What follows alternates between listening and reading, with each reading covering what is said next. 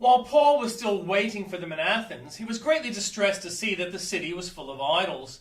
So he reasoned in the synagogue with both Jews and God-fearing Greeks, as well as in the marketplace day by day with those who happened to be there. A group of Epicurean and Stoic philosophers began to debate with him.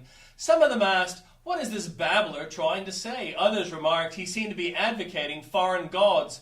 They said this because Paul was preaching the good news about Jesus and the resurrection. Then they took him and brought him to a meeting of the Areopagus, where they said to him, "May we know what this new teaching is that you are presenting? You are bringing some strange ideas to our ears, and we would like to know what they mean." All the Athenians and the foreigners who lived there spent their time doing nothing but talking about and listening to the latest ideas. Paul then stood up in the middle of the Areopagus and said, "People of Athens, I see that in every way you are very religious. For as I walked around and looked carefully at your objects of worship, I even found an altar with this inscription, 'To an unknown God.' So you are ignorant of the very thing you worship, and this is what I am going to proclaim to you. The God who made the world and everything in it is the Lord of heaven and the earth, and does not live in temples built by human hands. And he is not served by human hands, as if he needed anything. Rather, he himself gives everyone life and breath and everything else. From one man he made all the nations, that they should inhabit the whole earth, and he marked out their appointed times in history and the boundaries of their lands. God did this so that they would seek him and perhaps reach out for him and find him, though he is not far from any of us. For in him we live and move and have our being.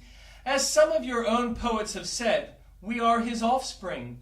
Therefore, since we are God's offspring, we should not think that the divine being is like gold or silver or stone, an image made by human design and skill. In the past, God overlooked such ignorance, but now he commands all people everywhere to repent. For he has set a day when he will judge the world with justice by the man he has appointed. He has given proof of this to everyone by raising him from the dead." When they heard about the resurrection of the dead, some of them sneered, but others said, "We want to hear you again on this subject." At that, Paul left the council. Some of the people became followers of Paul and believed. Among them was Dionysius, a member of the Areopagus, also a woman named Damaris, and a number of others.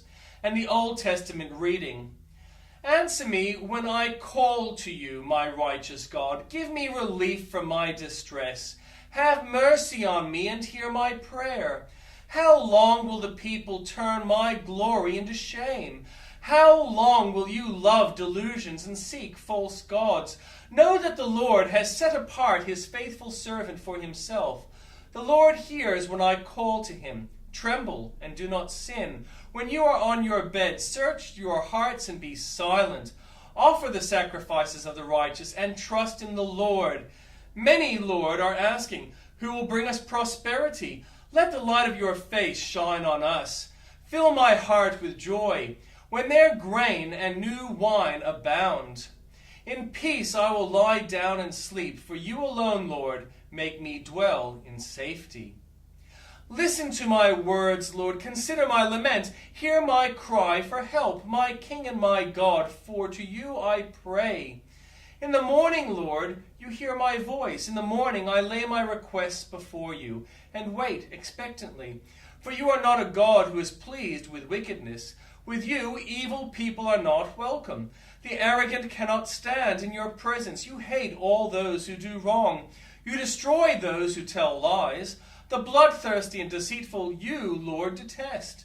But I, by your great love, can come into your house. In reverence I bow down toward your holy temple. Lead me, Lord, in your righteousness because of my enemies. Make your way straight before me. Not a word from their mouth can be trusted. Their heart is filled with malice. Their throat is an open grave.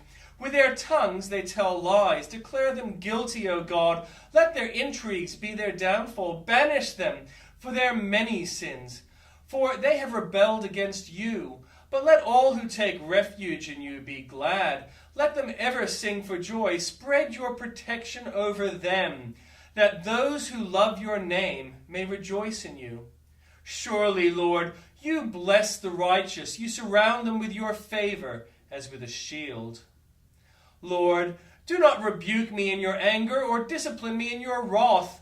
Have mercy on me, Lord, for I am faint. Heal me, Lord, for my bones are in agony. My soul is in deep anguish. How long, Lord, how long? Turn, Lord, and deliver me. Save me because of your unfailing love. Among the dead no one proclaims your name. Who praises you from the grave? I am worn out from my groaning. All night long I flood my bed with weeping and drench my couch with tears. My eyes grow weak with sorrow. They fail because of all my foes. Away from me, all you who do evil. For the Lord has heard my weeping. The Lord has heard my cry for mercy. The Lord accepts my prayer. All my enemies will be overwhelmed with shame and anguish. They will turn back and suddenly be put to shame.